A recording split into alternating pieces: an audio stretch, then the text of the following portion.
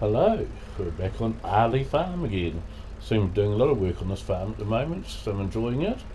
Right now what I'm doing is just bringing the freshly made bales, which are still in this field, and bringing them to stack in here. We'll just head across the road here, and I'm stacking them all in this paddock over here, and the reason for that is the bales that are through to the left here and down the end of that silo pit, they're fully fermented, so they are silage bales. These ones here are all the fresh ones, which are not silage bales at the moment. Now, if you looked back on my last video I did on this farm, you would have seen bales stacked there in the paddock already. Those ones finished fermenting and turning into silage bales. I took all them down to the store and sold them all, and it was about 3 or 4 trips I think to take them all down, but and sold them all, and that's why we've got 21,000 in the bank right now, and I'll be using some of that to pay off some more loans shortly. So now I'm stacking the new fish bales here, and if you're wondering why I'm stacking silage bales in a field that has cows in it, because of course in real life the cows would chew through the plastic to get to the bales, so you don't want to be stacking silage bales in a field that has cows in it. But I've thought ahead here, and I will be putting a pigtail electric fence around all these bales after I've finished stacking them all to keep the cows away from them. Now, I will just kill the engine here for a minute, because I will show you one change I have done to the farm, and a slightly bigger consequence of that change than what you might realise, and one that I didn't do but almost did. So this farm here, of all my 4 dairy farms, had the fewest number of cows on it. It only had 50 cows on it. I've now boosted that, it's now got 75. I did that by every paddock that had 10 cows in it, now has 15. This paddock here is the only one where that's a real issue. And the reason why is this paddock here, if I get it to where, I might be down this end, where I did actually buy the cows and deliver them with a truck, but I just wanted to, I don't remember which end of this one. So this paddock here only holds 25 cows. So now that it has 15 in there, if I let all 15, at the moment, I mean if we look at those ones that are there, so, where are we? So it's these ones, oh no, it's not through that, it's through the other menu that you see this. So if I go down to here, and that's the home paddock, that one, so we find home paddock, there we go. You'll see that these cows are 10% through their 10-month gestation. Okay, so if I let all these cows go through right through the 10-month period to gestation, because this paddock only holds, what did I say it held? I can't remember now. Oh, 25 cows, and it's got 15 there. So what would happen is 10 of those would give birth, bringing the paddock up to 25, so the other 5 just wouldn't give birth, and their gestation period would go back to 0, so it'd be treated as if those 5 calves were born and died or something. So what I could do if I wanted to, I haven't decided yet whether I'm going to do this or not. So my 2 options are, when these cows reach 10-month gestation, leave them all there, but if every other paddock has 15 cows in it, I'll get 15 calves. This one I'll only get 10 calves. Or the alternative is, when they reach 9 months of gestation, move 5 of these cows into, say, one of these bigger paddocks, so I'll then calve, and that way I won't lose any calves. So I'm not sure which one of those 2 I'm going to do at the moment. I'm just very aware of the fact that as things stand right now, although I've got 15 cows in this paddock and all 15 of them are pregnant, only 10 of them would give birth if I don't move some around. Now the other thing is, I was going to buy this paddock here, cut it in half because it's a fairly big one, and put in some polytunnels. Now I don't know if you know what polytunnels are or not, because that's what we call them in New Zealand. I believe overseas often they're called foil tunnels. What a polytunnel is, it's basically a glass house, but instead of having glass in it, it has clear plastic sheet covering. So it's basically a glass house made out of plastic sheeting rather than glass. And yeah, here in New Zealand we call those polytunnels, or sometimes we just call them greenhouse, plastic greenhouses. to distinguish them from glass ones. Well, I was going to put some in there, but because I've never really done a lot of work with greenhouses, occasionally had one or two greenhouses in the backyard of the house property just for fun, but I've never done it as a commercial thing. And I was going to do that, but I wasn't happy with it didn't quite look right in that paddock, so not sure what I'm doing with that yet. Whether I'm going to try putting those polytunnels in a different paddock, or whether I'm not going to have polytunnels at all.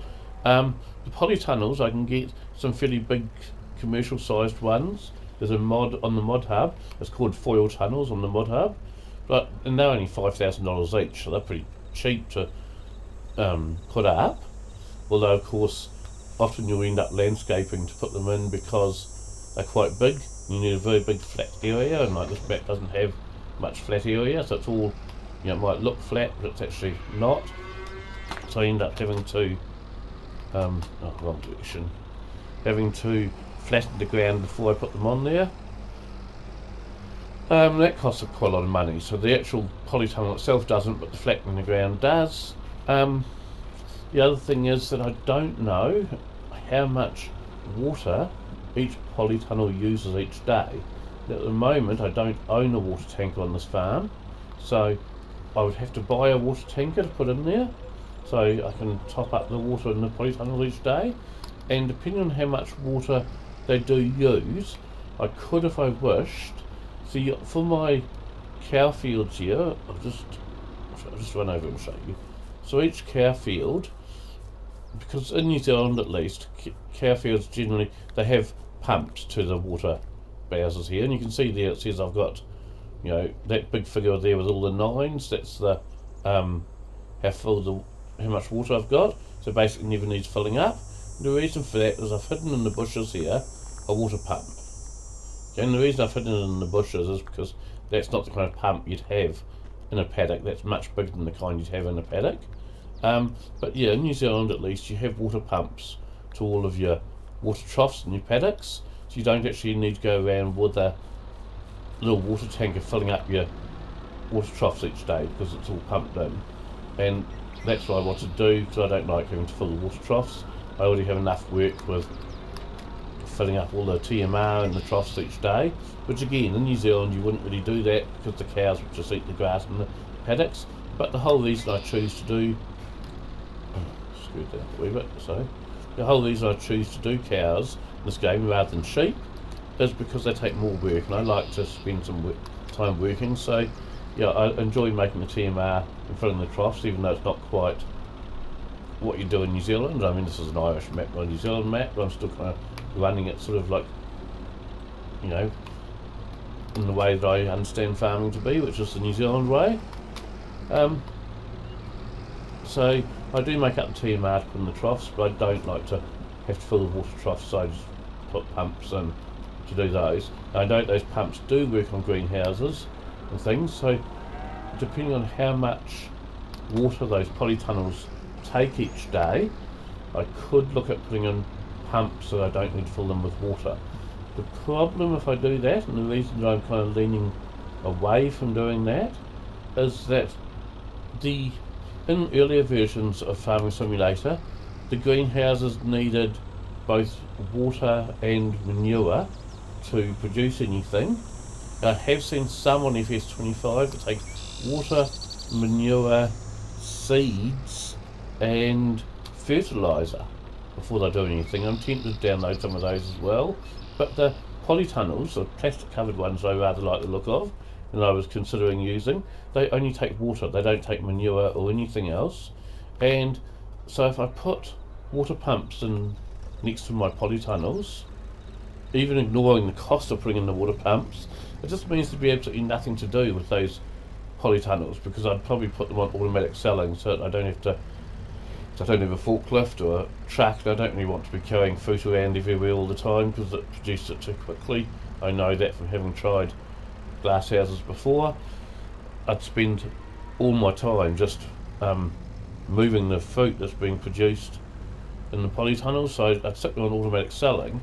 And that means if I put water pumps in, there'd actually be absolutely nothing left to do for those polytunnels once I put them in, because they do everything themselves, so I'd probably leave water pumps out, so I have to manually do the water each day at least. One of the funny things with this game is I don't like making money too easily without any effort required whatsoever. I kind of like to feel like I'm earning the profits I'm making, which is why I, make up TMR for my cows and feed them every day. It's why I, work hard to get fields mowed. I don't buy bigger mowers. Even if I've got the money, I like to keep smaller mowers and smaller windrowers and things like that. In fact, on this particular map, I don't even own this trailer that you're seeing right now. I've hired that trailer, and the only reason I hired the trailer is I had 2 huge paddocks full of bales to move, plus all the bales had finished turning into silage. So I had, like, as I said, four or five trips down to the store to sell all those bales that have finished fermenting in silage, and then I had just so many bales that need to be brought into this paddock to begin fermenting, and it was just going to take too long to use my flat deck trailer straight ahead of me there, which doesn't have auto load on it. So I thought I'll hire a trailer to move the bales, since I've just got so many to move. But I haven't bought this trailer, I've only hired it because, generally speaking, I still want to do the manual. Oh, what's happened here? Got this stuck, haven't I? Yep. I still want to do the manual loading and unloading and moving around the bales, but there's just too many doing this one day, so I hired the trailer. And I think from memory it cost about 2k to hire the trailer, and I certainly got a lot more than 2k from the bales I sold, so we're still going to make on the deal even with the hireage of the trailer for the day. And I definitely want to get this job finished today, so that I'm not having to pay for more than 1 day's lease on this trailer. So we're slowly getting there. Now the other thing is, because this trailer, of course, you would have noticed a minute ago with the last load I brought in, does it in stacks 4 high. Why is that? Oh, I pressed the button then. So yeah, when you unload this trailer, it puts them in stacks 4 high. Now, okay, the bale physics in FS22 are definitely a huge improvement on earlier Farming Simulator games, but they're not perfect still. And I've found with experience of playing around and trying them, what on earth's going on there? Sorry, I'm getting too close to the bales. But anyway, I've found if you leave them in stacks 4 high, the bales tend to explode and you end up with bales going everywhere. So I've found that if you have stacks only 2 high, they don't tend to explode anywhere near as often or anything. And generally speaking, not 100%, but probably 95% of the time, the bales will stay exactly where you set them if you've left them in stacks only 2 high instead of 3 or 4 high. Now, interestingly enough, and I'll just unload these bales, and I'll show you something here. So I know that AK had asked a question on one of the previous videos about the weights of bales and how this little Massey here manages with lifting them. And this little Massey cannot lift 2 silage bales, but because these bales here, although they're plastic wrapped, they haven't finished fermenting yet. In fact, they've only just started fermenting, so I only just finished wrapping them. This tractor can lift 2 of the bales at the moment. They're only grass bales at the moment, even though they are wrapped. And they take, I've never actually counted, but I think it's about 3 months to turn into silage bales. So yeah, I think it's about 3 months it takes. So at the moment, you see this tractor can lift 2 of these bales, although as it gets low like that, because they're so far further forward, then it's really stretching the tractor to its maximum abilities. But once these turn into silage, the little Massey Ferguson tractor here is not capable of lifting them 2 at a time. So you only lift them 1 at a time once they're silage. So again, it's another thing that most people who play Farming Simulator, they would probably be looking at when they have enough money buying a bigger tractor for doing bale work, so that they can lift silage bales at least 2 at a time. Maybe even buying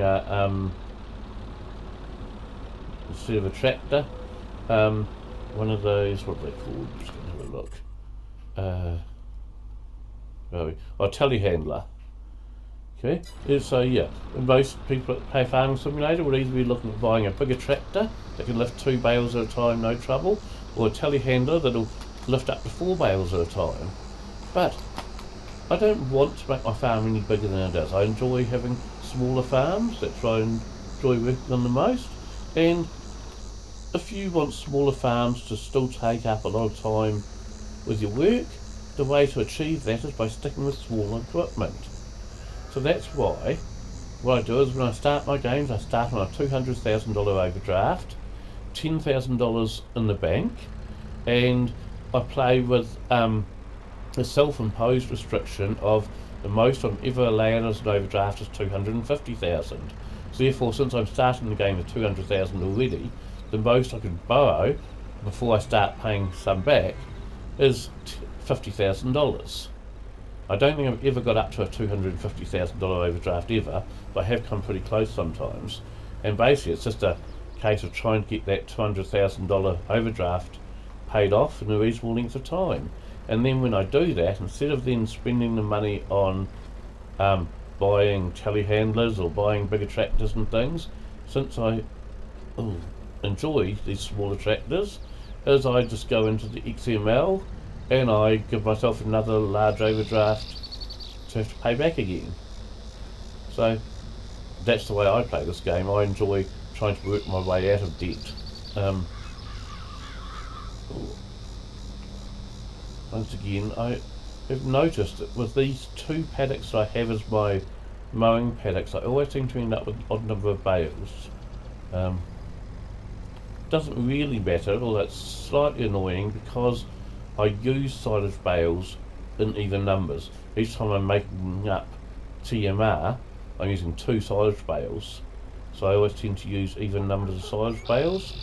But what I generally do in this situation where I'm ending up with odd numbers is I just wait until they're finished fermenting, and then I load an odd number onto my trailer and take them down and sell, depending on how many of them I need is how many I end up selling. But yeah, I always just sell an odd number, and it's not normally just one. Even if I need all the bales, I might sell, say, 3 of them just to get a wee bit more money. Although I must admit that silage bales don't get you anywhere near as much money as they do on some other maps and as they used to do. But on this map at least, you don't make a lot of money from silage bales. You just have to, so most of the money I make from this map, I don't make a lot from milk either. Well, that will go up slightly now that I've increased my herd size from 50 to 75. But most of the money I have currently, I have from doing mowing contracts, for doing mowing work on fields I don't own. This farm that I actually own on this map, I really struggle to make a profit at, and that is one of the reasons I've increased my herd from 50 to 75. And the other reason that I've done that is because I was just getting too many bales for how quickly I was using them. Only having 50 bales meant they weren't being used quickly enough, so I was ending up with way more bales than I needed. So I thought, well, the best way to make sure that I need to use more bales is by having more cows to eat the stuff. So you're probably bored with watching me just stacking up my bales now, so I shall let you go, but I just thought I'd touch base. It's been about a week since I released a video, and I like to try and release one about once a week and tell you about increasing my herd size and the possibility of getting polytunnels on my farm. So there may be polytunnels somewhere on the farm next time you see it, although in order to do that I will need to buy some more land, because I don't have any space left for polytunnels anywhere on my farm at the moment. So I would have to buy another paddock somewhere. It might not be that one that I was looking at. I might look at other options as to where I can put my polytunnels, but we'll call that a day now. Thanks. Bye.